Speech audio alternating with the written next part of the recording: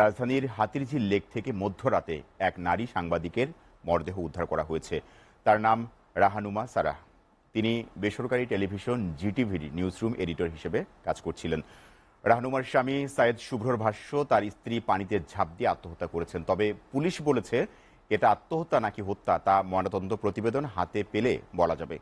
Dhaka medical college হাসপাতাল police ক্যাম্পের in charge পরিদর্শক মোহাম্মদ বাচ্চু মিয়া বলেন, রাত 1:45টার দিকে রাহনুমাকে নিথর অবস্থায় হাসপাতালে জরুরি বিভাগে নিয়ে আসেন পথচারীরা। পরীক্ষা নিরীক্ষা শেষে তাকে মৃত ঘোষণা করেন কর্তব্যরত চিকিৎসক। হাতিরঝিল থানার ওসি সাইফুল ইসলাম বলেন, হাতিরঝিল লেকে রাহনুমার নিথর দেহ ভাসতে দেখে পথচারীরা তাকে উদ্ধার করে ঢাকা মেডিকেল কলেজ হাসপাতালে নিয়ে যান। এটা আত্মহত্যা নাকি হত্যা তা ময়নাতদন্তের পর বলা যাবে।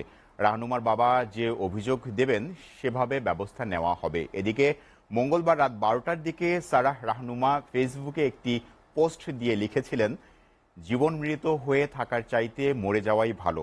একই সময় ফাহিম ফয়সাল নামে এক যুবককে ট্যাগ করে তিনি আরও একটি পোস্ট দেন। তাতে লিখেন, তোমার মতো বন্ধু পেয়ে ভালো লাগলো, আল্লাহ তোমার